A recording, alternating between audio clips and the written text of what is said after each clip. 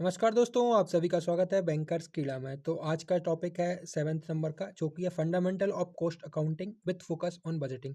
अभी तक हमने ये 6 टॉपिक कवर कर लिए हैं। इसकी मैंने सेपरेट प्लेलिस्ट अपने चैनल पर बना के रखी हुई है। अगर आपको ये नहीं मिल रही है तो मैं आपको यहाँ पर गाइड कर सकता हूँ। आपको सिंपली क्या करना है कि मेरे चैनल पर जाना है और यहाँ पर प्लेलिस्ट में देखना है, ठीक है। सबसे पहले अगर आपने सब्सक्राइब नहीं किया, सब्सक्राइब कर लीजिए इसको। उसके बाद आपको प्लेलिस्ट पे यहाँ पर क्लिक करना है, तो आपको द वेरी फर्स्ट प्लेलिस्ट आपको यहाँ पर जीआईसी फाइनेंस की देखने को मिल जाएगी, ठीक है। जैसे ही आप इसको क्लिक करेंगे तो आप सारी वीडियोस को यहाँ से एक्सेस कर पाएंगे। एंड अगर आपको ये सारी इन्फॉर्मेशन चाहिए तो आप मेरे यहाँ पर टेलीग्राम सॉरी व्हाट्सएप को ज्वाइन कर सकते हैं, जो कि आप इस स्कैनर को स्कैन कीजिए और सिंपली आप यहाँ से ज्वाइन हो जाएंगे, ठीक है। तो बिना डिले करके हम अपने सेशन को स्टार्ट करते हैं। तो ये GIC finance MCQ series 2024 useful for finance के लिए है। The very first question is which of the following is a direct cost. तो डायरेक्ट कॉस्ट यहाँ पर कौन सा है?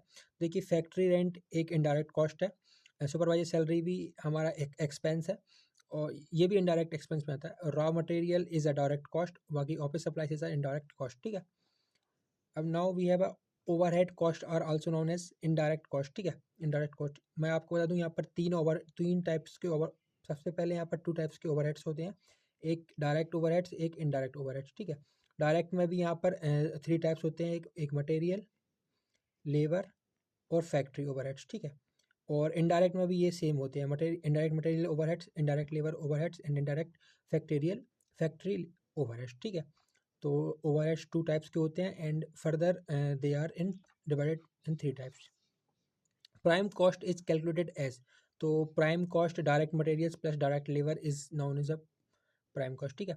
The cost incurred to produce one additional unit is called marginal cost. A budget is primarily used to forecast future income and expense, ठीक है। Which of the following is not a characteristics of fixed cost. Fixed cost का कौन सा characteristics यहाँ पर नहीं है? तो it varies directly with production volume. A flexible budget is prepared for variable and fixed cost. इसको हम कभी भी चेंज कर सकते हैं। विच of the following is not an example of variable cost. Variable cost का एग्जाम्पल नहीं है, मतलब वेरिएबल कॉस्ट ऐसी जो कि चेंज नहीं होती है। तो जो फैक्ट्री का रेंट है वो आप चेंज नहीं कर सकते हैं, इट्स अ फिक्स्ड कॉस्ट, मतलब आपको हर मंथली यहाँ पर पेमेंट करनी पड़ेगी, ठीक है। Which of the following cost is classified as a period cost. तो advertising expense is a period cost. The cost of good manufactured includes direct materials, direct labour and overhead, ठीक है। ये मैंने आपको बता दिया है अभी कि ओवरहेड कितने टाइप्स के होते हैं। तो आप यहाँ पर देख लेंगे COG भी बोलते हैं इसको, कॉस्ट ऑफ गुड सोल्ड, ठीक है। तो ये क्या क्या इंक्लूड करता है? यहाँ पर डायरेक्ट मटेरियल इंक्लूड करता है, डायरेक्ट लेबर और डायरेक्ट ओवरहेड्स यहाँ पर इंक्लूड करता है, ठीक है। Which of the following is a characteristics of variable cost. तो वेरिएबल कॉस्ट के कौन कौन से कैरेक्टर हैं? तो it remains constant per unit, ठीक है। Which of the following is the formula to calculate total cost. Total cost calculate करने का फार्मूला क्या है? तो fixed cost plus variable cost, मतलब फिक्स्ड कॉस्ट आप ये मान के चलिए कि आपको जो रेंट देना है वो फिक्स्ड है। बाकी वेरिएबल कॉस्ट आपने कितने लेबर यहाँ पर लगाए हैं for the particular production of work. तो अगर आप यहाँ पर कभी 10 लगाएंगे, कभी 11 लगाएंगे, तो इसलिए हम इसको वेरिएबल कॉस्ट बोलते हैं। The concept of marginal cost is most applicable when making decision about product pricing decision. In cost accounting which of the following is considered a sunk cost. मतलब आप बेसिकली ये सॉरी, ये sunk cost नहीं, ये sink cost होना चाहिए। I think यहाँ पर टाइप एरर है। सिंक कॉस्ट इज डिप्रिसिएशन का दूसरा नाम सिंक कॉस्ट यहाँ पर बोल सकते हैं आप, ठीक है। Which method is use to allocate overhead to products in job order costing. तो प्री डिटरमाइंड ओवरहेड रेट इसका एग्जाम आंसर हो जाएगा। हम थोड़ा सा बजटिंग एंड फोरकास्टिंग के ऊपर क्वेश्चंस देखते हैं। अब master budget include, master budget क्या इंक्लूड करता है? देखिए, सेल्स भी इंक्लूड करता है, प्रोडक्शन भी इंक्लूड करता है और फाइनेंशियल फोरकास्ट भी है इंक्लूड करता है। ये बजट सिर्फ क्या होता है कि एस्टिमेशन यहाँ पर प्रोडिक्ट करता है, ठीक है। ये कोई एक्चुअल प्रोडक्शन नहीं बताता, ना ही एक्चुअल फिगर बताता है। Which budget is the starting point in a master budget. तो यहाँ पर sales budget is the master budget यहाँ पर जाएगा। The sales budget is typically based on, ये हिस्ट्रिकल डाटा, मतलब कि based on the history, sales trend and forecast, मतलब मार्केट में क्या ट्रेंड चल रहे हैं सेल्स के, और मार्केट रिसर्च में भी यहाँ पर शॉर्ट एनालिसिस आ जाता है। तो S stand for strength, W stand for weakness, O for opportunity and T for threats, ठीक है। तो ये आपको याद रखना है। What is the purpose of the production budget का क्या पर्पस है? तो to determine how many units to produce based on sale forecast. The direct material budget include the following except, मतलब डायरेक्ट मटेरियल क्या इंक्लूड करता है? तो beginning inventory of materials, material required for production, and ending inventory of material. Cash collection यहाँ पर ये include नहीं करता है, ठीक है। Which of the following is a key component of the cash budget, cash budget का क्या की कंपोनेंट है? तो यहाँ पर कैश इनफ्लो होना बहुत जरूरी है, ठीक है। और अगर यहाँ पर कैश आउटफ्लो रहेगा ना, तो ये भी आई थिंक कि इसका ऑप्शन होना चाहिए। आप एक बार इसको देख लीजिए, गूगल पे सर्च कर लीजिए, क्योंकि हो सकता है कि यहाँ पर जो आंसर है वो मिसमैच हो। A flexible budget is useful for comparing actual cost to the budget cost based on actual production level. मतलब फ्लेक्सिबल बजट क्या होता है कि जो टाइम के साथ डायनामिक हो, मतलब कि चेंज कर सकें हम इसको, इसको हम फ्लेक्सिबल बजट बोलते हैं। तो आप इसका अकॉर्डिंग टू द ऑप्शन ये आप टिक कर सकते हैं। A zero waste budget requires, मतलब कि ये क्या रिक्वायर करता है? तो reviewing every expense and justifying its needs for the upcoming period, ठीक है।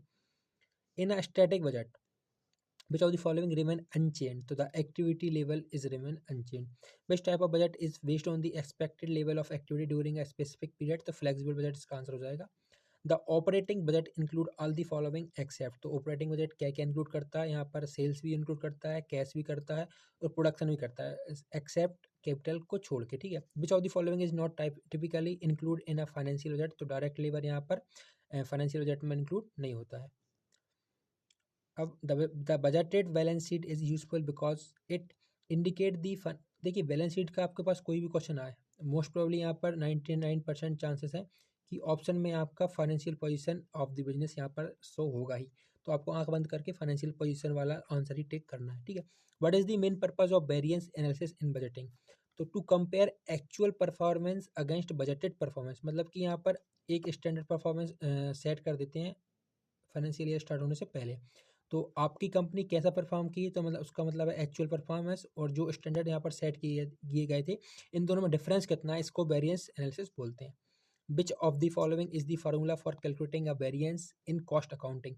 तो वेरिएंस का क्या फार्मूला है? तो actual cost minus budget cost, और इसको आप बोल सकते हैं एस्टिमेट कॉस्ट भी यहाँ पर टर्म यूज कर सकता है ये, और स्टैंडर्ड कॉस्ट भी यहाँ पर टर्म यूज कर सकता है। तो आपको इसमें कंफ्यूज नहीं होना है, ठीक है।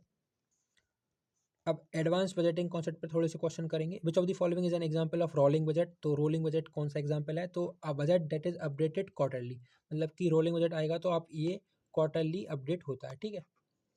In standard costing system which of the following would be considered a favourable variance? तो actual cost are lower than budget cost, मतलब कि जो एक्चुअल कॉस्ट होती हैं वो हमेशा बजट के लोअर रहनी चाहिए। Which of the following does a capital expenditure budget focus on fixed asset? Capital expenditure fixed asset purchase पे जाएगा। Which of the following would typically require a flexible budget adjustment? तो a change in the volume of production is typically require for a flexible budget adjustment. In which situation would you like use a rolling budget? मतलब अभी हमने बताया था कि जो rolling budget है वो क्वार्टरली चेंजेबल रहना चाहिए, ठीक है। तो इन कौन सी सिचुएशन में आप इसको यूज़ करेंगे? तो when future condition are unpredictable. Rolling budget क्योंकि हम इसको क्वार्टरली अपडेट कर सकते हैं, तो जब फ्यूचर कंडीशन अनप्रिडिक्टेबल हो जाएंगी तो हम इसका यूज़ कर सकते हैं। A zero waste budget is most commonly used in which of the following? तो पब्लिक सेक्टर ऑर्गेनाइजेशन में जीरो बजट यूज होता है। अब यहाँ पर हम बात करते हैं थोड़ा सा advance budgeting and cost accounting का। तो what is the purpose of variance report? Variance report का क्या पर्पस है? तो ये एनालाइज करता है, मैंने अभी आपको बताया ना कि जो स्टैंडर्ड हम यहाँ पर सेट करते हैं और जो एक्चुअल परफॉर्मेंस होता है, इन दोनों का जो क्या डिफरेंस है इसको हम एनालाइज करते हैं वेरिएंस एनालिसिस में। विच of the following is true for favourable variance? तो एक्चुअल कॉस्ट इज, हाँ ठीक है ये तो हो गया। ये अ company is comparing it's budget and actual, ठीक है इसका आंसर भी फेवरेबल वेरिएंस आ जाएगा, ये भी आई थिंक ही हो चुका है। Which of the following types of budget is often use to evaluate the financial performance of the company? तो यहाँ पर मास्टर बजट इसका आंसर आ जाएगा कि ये फाइनेंशियल परफॉर्मेंस करता है कंपनी की, एनालाइज करता है। In a flexible budget cost are adjusted based on actual production और सेल्स एक्टिविटी के अकॉर्डिंग यहाँ पर हम कॉस्ट को एडजस्ट कर सकते हैं। What is the formula for calculating a standard cost per unit? तो यहाँ पर आएगा आपका एस्टिमेट कॉस्ट और budget cost divided by total unit product, मतलब कि प्रोड्यूस। आपने जो भी बजट यहाँ पर कॉस्ट सेट की हुई है, मतलब कि आपने मान लीजिए 500 रुपये सेट किए हैं for the particular production production of work, तो ये 500 और आप कितना यूनिट प्रोड्यूस करना चाहते हैं। अगर आप मान लीजिए 10 यूनिट प्रोड्यूस करना चाहते हैं तो 1 यूनिट का प्राइस आ जाएगा आपका 50 रुपये। A company production budget is derived from which of the following, तो यहाँ पर expected sales volume is the right answer. ठीक है। The direct labour budget is use to estimate total labour cost based on production needs. ठीक है। अब थोड़ा सा एक न्यूमेरिकल करते हैं। A company has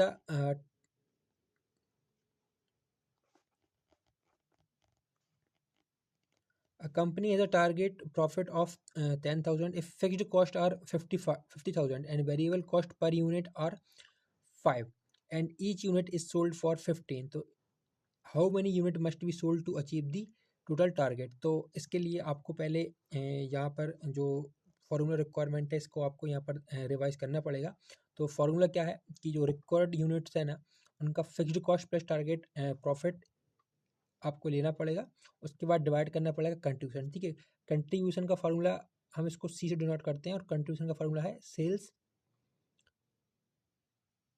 minus profit. ठीक है। ये कंट्रीब्यूशन का फार्मूला है। यहाँ पर आई थिंक कि मैं आपको जो लास्ट मतलब कि 120 क्वेश्चन है हम यहाँ पर कराएंगे ना, तो मैं आपको यहाँ पर फार्मूला शीट दे दूंगा या फिर इसी मतलब सेशन में जो लास्ट में रहेगा ना उसको हम फार्मूला यहाँ पर रिवाइज कर लेंगे। तो कंट्रीब्यूशन का यहाँ पर फार्मूला बनेगा सेल्स माइनस वेरिएबल कॉस्ट। ठीक है। तो अभी मैं आपको जब फार्मूला समझाऊंगा ना, जब मैं आपको ये वाला क्वेश्चन भी अच्छे से समझ में आएगा, जब भी आपको आएगा। अभी मैं आपको बताऊंगा तो आपके ऊपर से जाएंगी चीज़ें कि कंट्रीब्यूशन क्या होता है, वेरिएबल कॉस्ट तो आपको समझ में आएगी, बाकी जो मार्जिन है ये भी समझ में नहीं आएगा आपको। तो अभी हम क्वेश्चन करते हैं, फिर उसके बाद मैं इसका न्यूमेरिकल आपको कराऊंगा। What is the primary purpose of a cash budget, तो to forecast future cash flows. ठीक है। A company is planning its expenditures for the next year, what budget would be most for capital purchase most useful for capital purchase. तो यहाँ पर capital expenditure budget को हम यहाँ पर analyse करेंगे तो ये सूटेबल माना जाएगा। ठीक है। What is the primary difference between a fixed budget and a flexible budget, तो इन दोनों में डिफरेंस क्या है, तो इन दोनों में एक ही डिफरेंस है कि हम फ्लेक्सिबल में एक्टिविटी को चेंज कर सकते हैं और फिक्स्ड में हम इसमें कोई भी चेंजेस फर्दर नहीं कर सकते। ठीक है। What type of variance occur when actual cost exceed the budget cost, तो यहाँ पर जो वेरिएंस है वो जो कि मतलब जो चेंज है वो खराब रहेगा। मतलब यहाँ पर कि जो आपने एक्चुअल परफॉर्मेंस की ना, तो आपने अपना स्टैंडर्ड ही सेट गलत किया था, मतलब आपने अपना जो स्टैंडर्ड सेट किया था वो लोअर लेवल पर किया था, इसलिए आपने ज़्यादा अच्छा परफॉर्मेंस कर दिया है कंपनी ने। Which of the following would be included in a sales budget, तो यहाँ पर expected revenue from product sale आ जाएगा। ठीक है। अब what type of budget is useful for comparing actual performance to what was expected at various activity level, तो flexible budget यहाँ पर आ जाएगा। When using the zero based budgeting method every expense must be approved as necessary and justified for each period, which of the following would case a favorable budget variance, तो यहाँ पर lower than expected variable cost आ जाएगा answer. A company uses a flexible budget to compare actual cost to budgeted cost, what is the next step if a variance is identified, तो variance को हम identify करने के बाद जो analysis करते हैं ना वेरिएंस का कि जो चेंजेस आए हैं वो किस कारण से आए हैं, तो आप इन कारण को फाइंड आउट करेंगे एंड इनमें आप करेक्ट करने की कोशिश करेंगे कि नेक्स्ट फाइनेंशियल ईयर में ये चेंजेस हमको देखने को ना मिलें। विच of the following is an example of period cost, तो यहाँ पर मार्केटिंग एंड सेल्स एक्सपेंस आ जाएगा इसका आंसर। ठीक है। What is the primary advantage of using a rolling budget, तो ये फ्लेक्सिबल होता है और अपडेट होता है क्वार्टरली। ठीक है। तो it provides more flexibility and up to date financial production. The capital expenditure budget helps a company to estimate the cost of new production.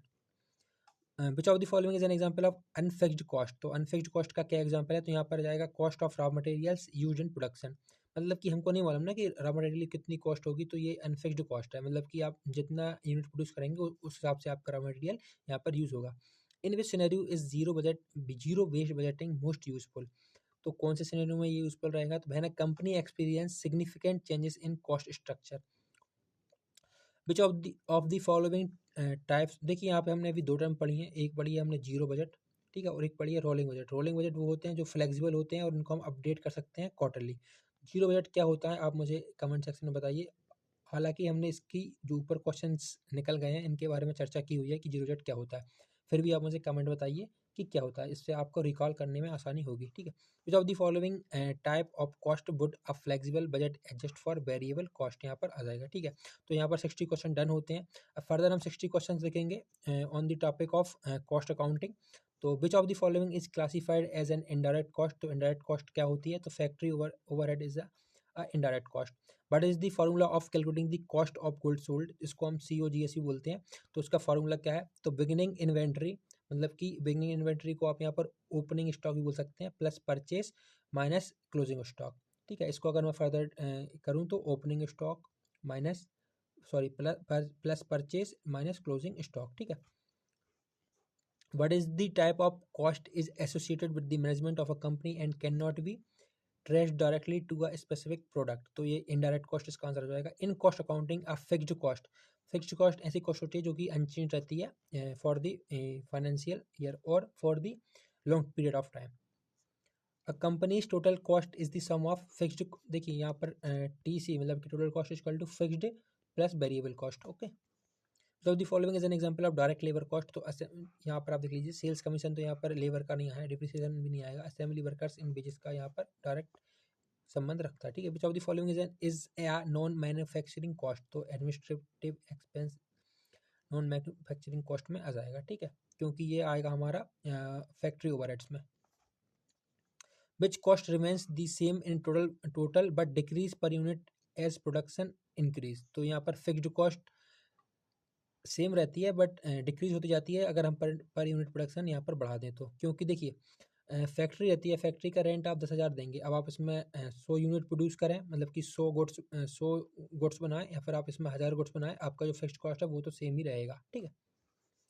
असंक cost refer, यहाँ पर संक है कि सिंक, मुझे देखना पड़ेगा यार, कि मुझे जहाँ तक याद है कि ये सिंक कॉस्ट होना चाहिए, बट यहाँ पर दो बार संक आ गया है, तो मे बी कि मैं ही कुछ गलती कर रहा हूँ। तो a cost that has already been incurred and can not be recovered, ठीक है। In a process costing system which of the following is true, तो प्रोडक्ट्स आर ट्रैक्ड इंडिविजुअली, नहीं ऐसा तो ये नहीं होता है। All units produce are consider to be identical, हाँ ये होता है, ठीक है, तो इसका आंसर बी हो जाएगा। In cost accounting which of the following would be considered a mixed cost, तो मिक्स्ड कॉस्ट क्या होती है, तो जिसमें factory utility with a fixed और वेरिएबल कॉस्ट को हम मिक्स्ड कॉस्ट बोल सकते हैं, ठीक है।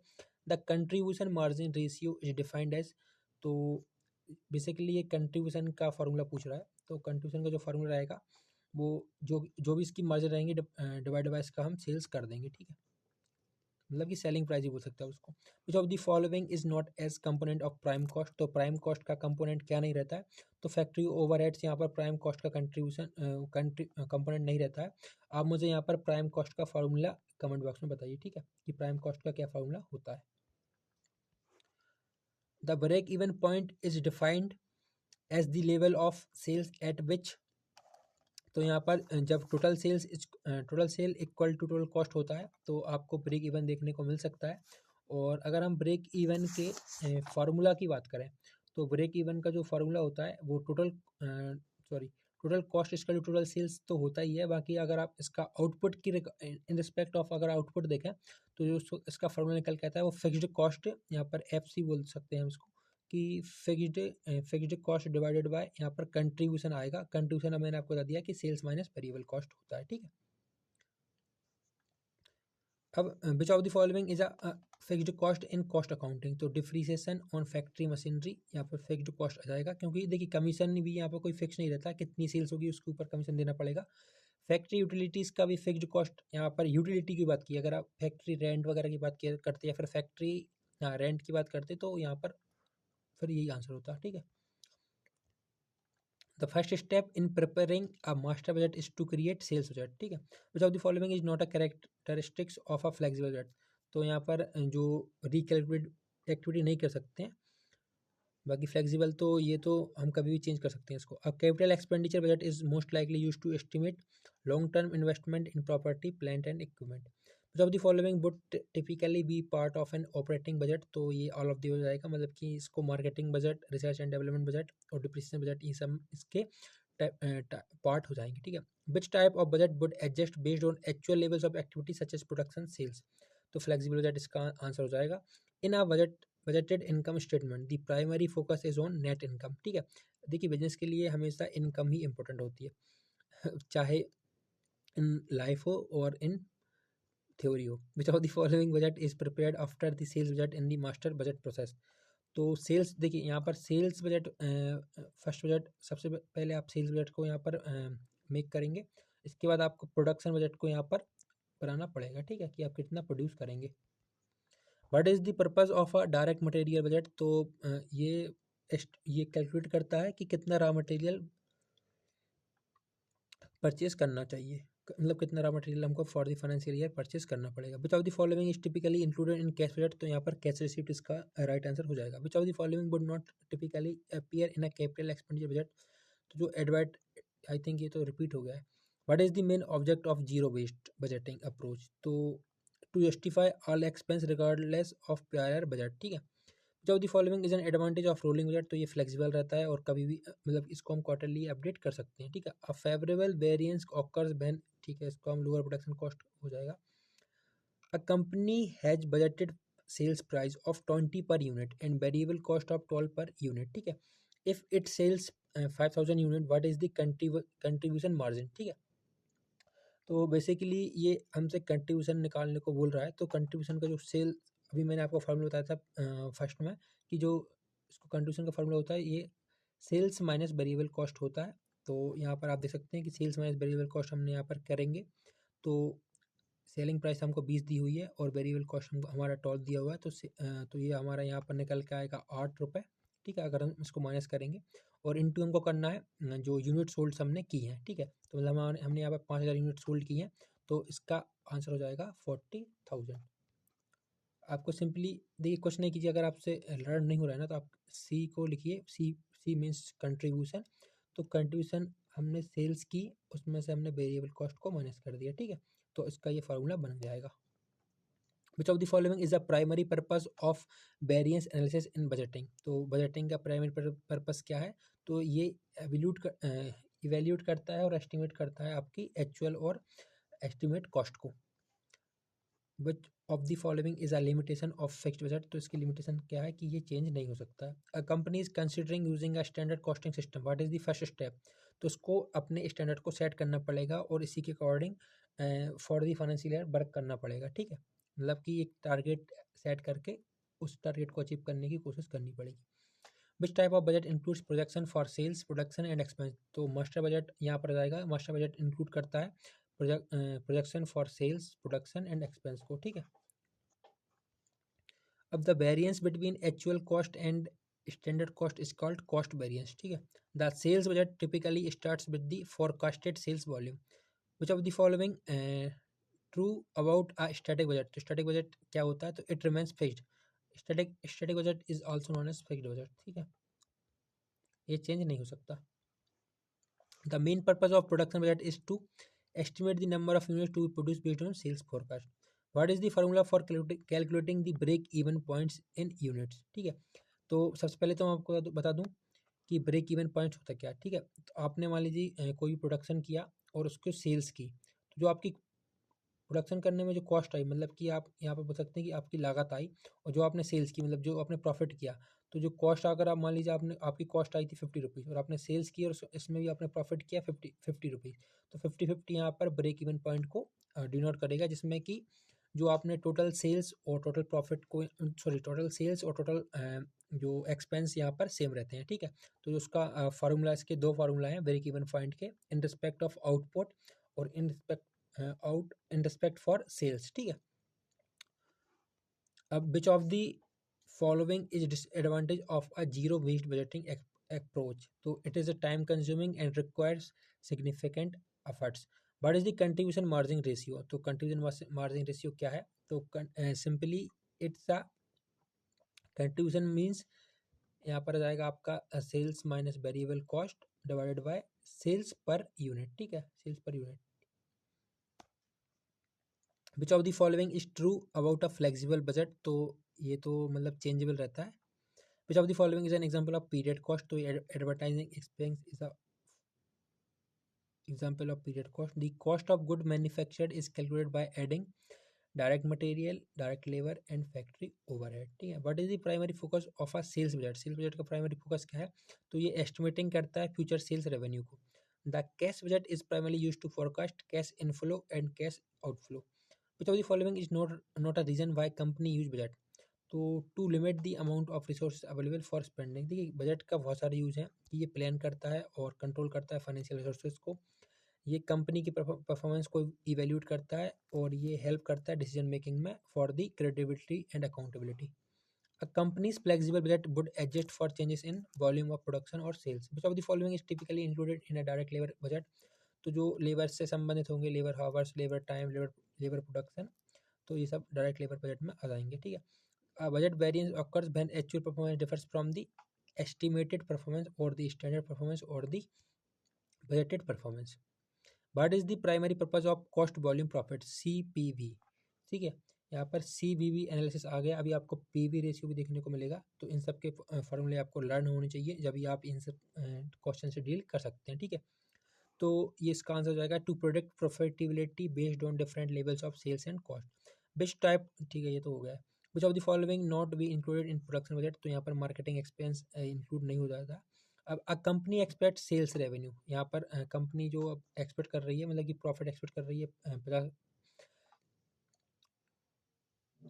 ठीक है. वेरिएबल कॉस्ट यहाँ पर है 2 लाख का, सेल्स है 5 लाख की, और ये क्या चीज़ है, एंड फिक्स्ड कॉस्ट है हमारी 1.5 लाख की. तो what is the contribution margin. तो यहाँ पर क्या बोल रही है कि जो हमारा कंट्रीब्यूशन मार्जिन क्या रहने वाला है. ठीक है.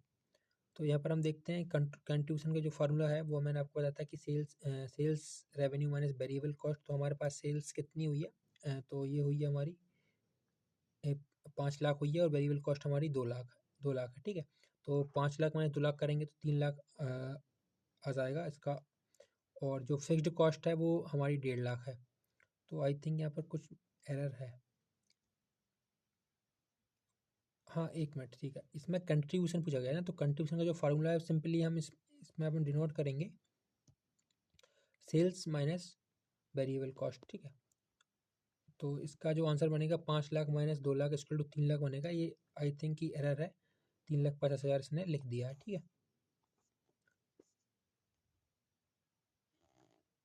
The process of identifying and analyzing variances from the budget is called variance analysis.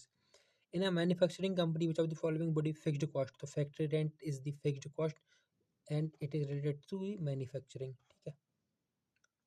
अब a company has a total fixed cost of 60,000 and sales product for 50 each. ठीक है.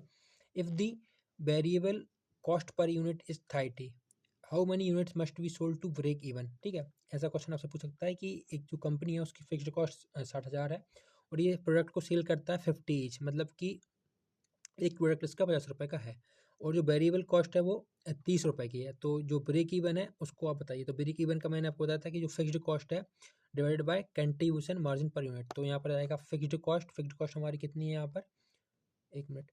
फिक्स्ड कॉस्ट है हमारी if the variable cost, fixed cost हमारी company total fixed cost, हाँ ठीक है, 60,000 की यहाँ पर फिक्स्ड कॉस्ट है, और जो कंट्रीब्यूशन का फार्मूला है वो सेल्स माइनस वेरिएबल कॉस्ट तो है ही. तो यहाँ पर 60,000 ये आ जाएगा, और डिवाइडेड बाय यहाँ पर 20 करेंगे. 20 क्यों करेंगे, क्योंकि जो कंट्रीब्यूशन का जो फार्मूला है ना इसका इसका है सेल्स माइनस वेरिएबल कॉस्ट. तो सेल्स हमारी है 50 रुपये की, जो वेरिएबल कॉस्ट है वो 30 रुपये का है. तो इन दोनों को माइनस करेंगे तो यहाँ पर 20 रुपीज़ हमारी final contribution margin per unit आ जाएगा. तो जो फिक्स्ड कॉस्ट है ना 60,000 को डिवाइड बाय हम 20 करेंगे तो ये हमारा 2,000 यूनिट निकल के, सॉरी 3,000 यूनिट यहाँ पर निकल के आ जाएगा. तो ये 2,000 यहाँ पर गलत प्रिंट हो चुका है. इसका राइट आंसर रहेगा सी. ठीक है, सी. अब which of the following is not a component of flexible budget. तो एक्चुअल परफॉर्मेंस इसका कंपोनेंट नहीं है. ठीक है. In a zero budget each department's expenses are justified as if it were a new operation. Which of the following is the main purpose of a capital expenditure budget? So to plan for long-term investment in asset. A company is using a master budget. Which of the following is typically prepared last? तो सबसे last में हम सिर्फ balance sheet ही prepare करते हैं जो कि financial position दिखाता है किसी भी कंपनी की. ठीक है. अब यहाँ पर कुछ इंपॉर्टेंट फार्मूले हैं तो इनको हमको देखना पड़ेगा. देखिए कंट्रीब्यूशन मार्जिन और वी कैन से कंट्रीब्यूशन का जो फार्मूला है वो सेल्स माइनस वेरिएबल कॉस्ट यहाँ पर रहने वाला है. ब्रेक इवन पॉइंट का आपको सिंपली याद रखना है कि fixed cost divided by contribution, ठीक है। और कंट्रीब्यूशन का आपको फार्मूला मैंने बता दिया है कि सेल्स माइनस वेरिएबल कॉस्ट इसका होता है। ब्रेक इवन का है fixed cost divided by contribution.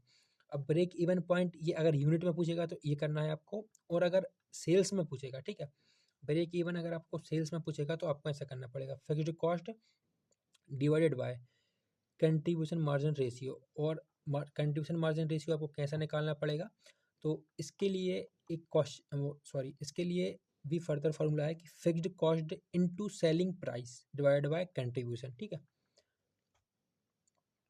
क्योंकि contribution margin ratio is nothing than sales minus variable cost. अब यहाँ पर कंट्रीब्यूशन मार्जिन रेशियो का ही फॉर्मूला दिया हुआ है, तो contribution margin minus sales revenue, ठीक है। अब कॉस्ट ऑफ गुड सोल्ड अगर आपसे पूछ ले गुड मैन्युफैक्चर्ड, तो यहाँ पर आपको क्या टिक करना है, डायरेक्ट मटेरियल इसमें इंक्लूड होता है, डायरेक्ट लेबर इसमें इंक्लूड होता है, मैन्युफैक्चरिंग ओवरहेड इसमें इंक्लूड होता है, और जो ओपनिंग स्टॉक होता है वो इसमें इंक्लूड होता है माइनस क्लोजिंग स्टॉक, ठीक है। तो कॉस्ट ऑफ गुड मैन्युफैक्चर्ड को आपको यहाँ पर याद रखना पड़ेगा, direct material, direct labour, manufacturing overhead, opening stock minus closing stock, ठीक है। अब ऑपरेटिंग इनकम का क्या है, तो ऑपरेटिंग इनकम का यहाँ पे contribution margin minus fixed cost formula हो जाएगा। वेरिएंस का हो जाएगा budget value minus actual value, और ये इन्वेंट्री टर्नओवर का हो जाएगा cost of goods sold divided by average inventory. और ओवरहेड रेट का क्या है, तो total overhead cost divided by total direct labour hours, ठीक है।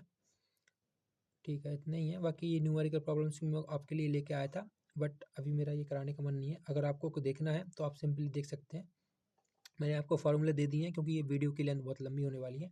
मैंने आपको फार्मूले दे दिए हैं, तो आप फार्मूले को यहाँ पर पुट करके अपने जो भी हैं आप इनको डील कर सकते हैं। जब तक के लिए राधे राधे।